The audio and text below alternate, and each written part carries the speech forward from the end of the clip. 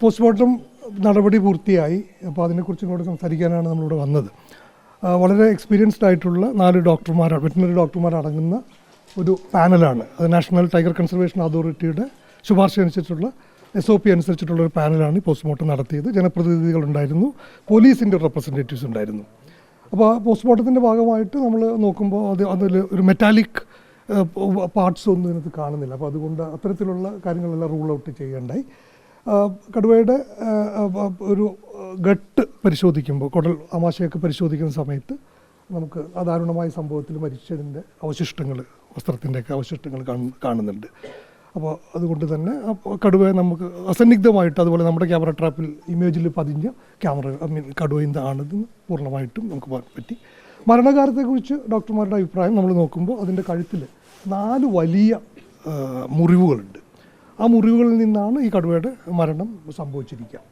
അപ്പോൾ അതിൻ്റെ ഒരു കാരണമായിട്ട് നമുക്ക് മനസ്സിലാവുന്നത്, നിങ്ങൾക്കറിയാവുന്നതുപോലെ വളരെ ഇൻറ്റൻസീവായിട്ടുള്ള ഒരു ഓപ്പറേഷനാണ് നമ്മൾ ആ പ്രദേശത്ത് ജനങ്ങളുടെ ആശങ്ക അകറ്റാനും ഉള്ള ശ്രമങ്ങൾ നടത്തിക്കൊണ്ടിരുന്നത്. അപ്പോൾ അതിൻ്റെ ഭാഗമായിട്ട് ഇന്നലെ പകലൊരു 10:30 മണിക്ക് ഈ ഓപ്പറേഷൻ നടത്തി വന്ന, പെട്രോളിംഗ് നടത്തി വന്ന ഒരു സംഘത്തിന് നേരെ ഒരു കടുവ ആക്രമിക്കുന്നുണ്ട്, ഇതേ പാറ്റേണിൽ തന്നെ.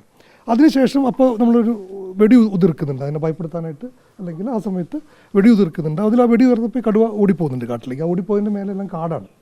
പിന്നീട് ഈ കടുവയെ കാണുന്നത് ഒരു രാത്രി ഈ പറഞ്ഞ സംഭവം നടക്കുന്ന ഒരു 12 അല്ലെങ്കിൽ 2 മണിക്ക് അടുപ്പിച്ചാണ് ഈ കടുവയെ കാണുന്നത്. അതുവരെയുള്ള സമയത്ത് അതിന് മുകളിലുള്ള കാട്ടിലുള്ള ഒരു കാട്ടിൽ അവിടെയുള്ള ഒരു ഇൻഫൈറ്റിങ്ങിൽ വന്ന ഒരു മുറിവാണെന്നുള്ളതാണ് നമ്മുടെ നിഗമനം. അധികം പഴക്കമൊന്നുമില്ലാത്ത എന്നാൽ നല്ല ആഴത്തിലുള്ളൊരു വൂണ്ടാണ് ഉണ്ടാകുന്നത്. കാട്ടിൽ വെച്ച് സംഭവിച്ച ഒരു ഇൻഫൈറ്റിങ്ങിൽ വന്നിട്ട് ഈ കടുവ വരിക ഉണ്ടായത്. ഈ കടുവ നേരത്തെ നമ്മുടെ ക്യാമറ ട്രാപ്പുകളിലോ ഇതിൽ മുമ്പോ അല്ലെങ്കിൽ കാറ്റിൽ ലിഫ്റ്റിംഗ് ഇൻസിഡൻസിലോ ഒന്നും നമ്മുടെ കയ്യിൽ ശ്രദ്ധയിൽ വന്നിട്ടില്ല. അപ്പോൾ അതുകൊണ്ട് തന്നെ പ്രത്യക്ഷപ്പെട്ടൊരു കടുവയാണ് ഈ സ്വഭാവം കാണിച്ചത് എന്നുള്ളതാണ് നമ്മുടെ നിഗമനം. ഇൻഫൈറ്റിങ്ങിൽ സംഭവിച്ച ഒരു മരണം മറ്റൊരു റെസിഡൻറ്റ് കടുവയായിട്ടുള്ള ഒരു ഇൻഫൈറ്റിംഗ് ആയിരിക്കും. കാരണം മോൾ ഭാഗത്ത് കാടാണ്.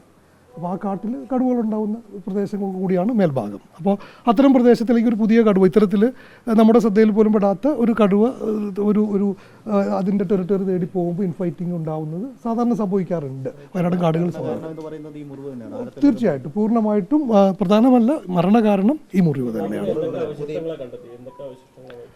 അവർ ധരിച്ചിരുന്ന വസ്ത്രത്തിൻ്റെ വളരെ, നമുക്കത് പറയുന്നതിന് വളരെ വിഷമമുണ്ട്, കാരണം വൈകാരികമായിട്ടുള്ള വിഷയം കൂടെ കൂടി. എന്നിരുന്നാലും വസ്ത്രത്തിൻ്റെ അവശിഷ്ടമുണ്ട്, മുടി കാണാൻ പറ്റുന്നുണ്ട്, പിന്നെ ഒരു 2 ഇയർ റിങ് കിട്ടിയിട്ടുണ്ട്. അപ്പോൾ ഇതൊക്കെയാണ് പറയാവുന്നത്. കടുവയുടെ പോസ്റ്റ്മോർട്ടം പൂർത്തിയായി. അത് DNA അനാലിസിസ്, ടോക്സിക്കോളജി, അങ്ങനെ അതിന് കുറേ ശാസ്ത്രീയമായിട്ടുള്ള നടപടിക്രമങ്ങൾ കുറച്ച് നമുക്ക് തീർക്കാനുണ്ട്. അപ്പോൾ ആ ടെസ്റ്റിനായിട്ടുള്ള സാമ്പിളെല്ലാം നമ്മൾ എടുത്ത് അയച്ചു. ഇൻറ്റേർണലായിട്ടുള്ള വളരെ പ്രകടമായിട്ടുള്ള നേരത്തെയുള്ള ഇൻഫൈറ്റിംഗ് സാധാരണ കടുവകൾക്ക് ഉണ്ടാവാറുണ്ട്. അപ്പോൾ അതിൻ്റെ ഭാഗമായിട്ടുള്ള ചില മുറിവുകളുണ്ട്. അതല്ലാതെ വളരെ വലിയ രീതിയിലുള്ള വേറൊരു കാര്യങ്ങൾ കാണാനില്ല. ഈ മരണകാരണം എന്ന് വിളിക്കുന്നത് ഈ നടന്ന 4 ഇതാണ്. മറ്റതെല്ലാം ഉണങ്ങിയ പഴയ ചെറിയ രീതിയിലുള്ള 4 കഴുത്തിൽ തന്നെയുള്ള മുറിവാണ്. നമ്മളൊരു നമ്മുടെ ആദ്യത്തെ ടീം അവിടെ ചെന്ന് ഇതിനെ നിരീക്ഷിക്കുന്ന സമയത്ത് ഏതാണ്ട് മരിച്ചിട്ട് 2-3 മണിക്കൂറായിട്ടുള്ളതാണ് ഇവരുടെ ഏതാണ്ട് ഒരു നിഗമനം. ഒരു പെൺകടുവയാണ്, ഒരു 4 തൊട്ട് 5 വയസ്സ് വരെയൊക്കെ ഉണ്ടാവാം ചെറിയൊരു കടുവ, പ്രസവിച്ചിട്ടില്ല എന്നാണ് ഡോക്ടർമാരും പറയുന്നത്. ആവാനുള്ള സാധ്യതയുണ്ട്. അപ്പോൾ നമ്മളത് ദേശീയ കടുവ അതോറിറ്റിയുടെ ഡാറ്റാബേസിൽ നിന്നും അത് തരാനായിട്ട് ചോദിച്ചിട്ടുണ്ട്. കർണാടകത്തിനോടും ഈ റിക്വസ്റ്റ് നമ്മൾ ആവശ്യപ്പെട്ടിട്ടുണ്ട്. അത് നോക്കണം, അത് ഡോക്ടർമാർക്ക് പറയാം. അതെ, ആ പ്രോസസ്സ് നടന്നുകൊണ്ടിരിക്കുന്നു. കഴിയുന്നുണ്ട്, ഏതാണ്ട് കഴിയുന്നുണ്ട് ഇപ്പം തന്നെ. ഈ നമ്മുടെ നിരീക്ഷണത്തിൽ നമുക്ക് അവശനായിരുന്നു. അപ്പം നമുക്ക് അങ്ങനെ ഒരു സംശയമുണ്ട്. സാധാരണ ഒരു കടുവ ഇത്തരത്തിലുള്ള സ്വഭാവം കാണിക്കുന്നത് ഏതെങ്കിലും രീതിയിലുള്ള അവശത വരുന്ന ഒരു സമയത്താണ്. അപ്പോൾ ആ ഒരു സംശയം നമുക്ക് തീർച്ചയായിട്ടും ഉണ്ടായിരുന്നു. ഇപ്പോൾ ഈ നേരത്തെ പറഞ്ഞ പോലെ തന്നെ മറ്റൊരു കടുവയുമായി ഫൈറ്റ് ഉണ്ടായി എന്ന് പറഞ്ഞു. ആ ഫൈറ്റ് ഉണ്ടായത് ജനവാസ മേഖലയിൽ നേരെ അകലെ കാട്ടിൽ നിന്നാണല്ലോ അല്ലേ? അത് ആശങ്കപ്പെടേണ്ട സാഹചര്യമൊന്നും വരുന്നില്ല. എന്നിരുന്നാലും നമ്മൾ ജനങ്ങൾ നമ്മൾ എപ്പോഴും നമ്മുടെ കോൺസർവേഷനിൽ വനംവകുപ്പിൻ്റെ മുഖ്യ മുൻഗണന ജനങ്ങളെ ജനങ്ങളുടെ മുൻനിർത്തി ജനങ്ങളുടെ ആശ്വാസം കിട്ടുന്ന കാര്യങ്ങളാണ് നമ്മൾ ചെയ്യുക. ജനങ്ങളെ കൂട്ടിക്കൊണ്ടേ കൺസർവേഷൻ നമുക്ക് ചെയ്യാനായിട്ട് സാധിക്കുകയുള്ളൂ. അപ്പോൾ അതുകൊണ്ട് തന്നെ അത്തരത്തിലുള്ള ഒരു ആശങ്കയ്ക്ക് ആവശ്യം വേണ്ട. കാരണം നമ്മുടെ ഇപ്പോൾ നടത്തുന്ന പെട്രോളിങ്ങും ക്യാമറ ട്രാപ്പുകളൊക്കെ നമ്മൾ ഇനിയും നമ്മൾ കുറച്ച് കാലത്ത് കൂടെ അവിടെ തുടരും തീർച്ചയായിട്ടും. തീർച്ചയായിട്ടും അത്തരത്തിലുള്ള ഒന്നും തന്നെ നമുക്ക് ഈ അവസരത്തിൽ പറയാനില്ല. നമുക്ക് പറയാനില്ല. മുറിവിനൊക്കെ എത്ര പഴക്കം ഉണ്ടാകും? ഇപ്പം ഇന്ന് കണ്ട മുറിവ് ഞാൻ പറഞ്ഞു ഫ്രഷ് ആയിട്ടുള്ള മുറിവാണ്, അധികം പഴക്കമൊന്നും ഉണ്ടാവില്ല. ഞാൻ ഇന്നലെ രാത്രി കാട്ടിൽ സംഭവിച്ച മുറിവാണെന്നാണ് ഞങ്ങളുടെ നിഗമനം. മറ്റുള്ള മുറിവുകളൊക്കെ കാട്ടിൽ ജീവിക്കുന്നുണ്ടാവുന്ന ഉണങ്ങി തുടങ്ങിയ അല്ലെങ്കിൽ ഉണങ്ങിയ മുറിവുകളാണ്. മരണകാരണമാണ് ഇന്നലെ സംഭവിച്ചിട്ടിരിക്കുകയാണ്. ഇന്നലെ രാത്രി കാട്ടിൽ സംഭവിച്ച ഇൻഫൈറ്റിങ്ങിൽ സംഭവിച്ച ഒരു മുറിവായിട്ട്. സാധാരണ പുറത്തേക്ക് വയനാട് ഹിസ്റ്ററി നോക്കണമെങ്കിൽ ഈ 10 വയസ്സ് താഴെയുള്ള കടുവകൾ ഇറങ്ങുന്നത് അപൂർവമാണ്. ഇത് തീരെ ചെറിയ പ്രായമുള്ളൊരു കടുവയാണ്. അപ്പോൾ അതിൽ നമ്മൾ എന്താണ് മനസ്സിലാക്കുന്നത്?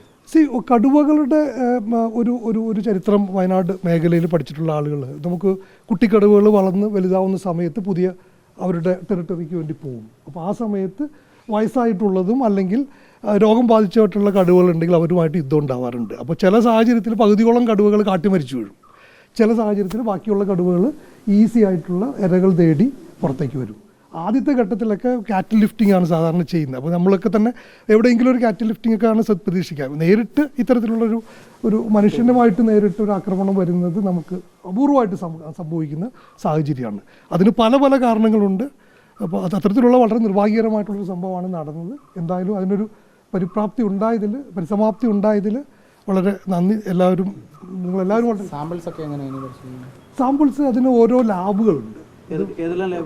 പലതരം നമ്മൾ ടോക്സിക്കോളജിക്ക് അയക്കാറുണ്ട്. നമ്മുടെ വയനാട്ടിൽ തന്നെയുള്ള ഡോക്ടർ അരുൺ സക്കറിയയുടെ നേതൃത്വത്തിലുള്ളൊരു ലാബുണ്ട്.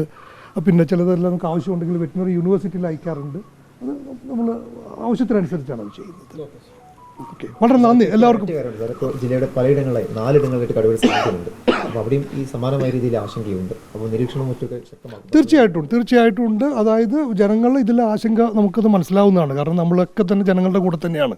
പക്ഷേ ആശങ്ക അകറ്റാനുള്ള നമ്മളാലാവുന്ന എല്ലാ സന്നാഹങ്ങളും ഗവൺമെൻറ്റും സർക്കാരും പിന്നെ വനം വകുപ്പും വനം മന്ത്രി എല്ലാവരും ചേർന്നിട്ട്, കാരണം ഇത് വനം വകുപ്പിൻ്റെ മാത്രം ഒരു പ്രശ്നമായിട്ട് കാണുന്നതിൽ ഉപരിയായിട്ട് എല്ലാവരും ചേർന്ന് നമുക്കിതിനെ പരിഹരിക്കാനായിട്ട് അഡ്രസ്സ് ചെയ്യാനായിട്ട് സാധിക്കുകയുള്ളൂ. അപ്പോൾ അതിനുള്ള ശ്രമങ്ങളാണ് നമ്മൾ നടത്തിക്കൊണ്ടിരിക്കുന്നത്.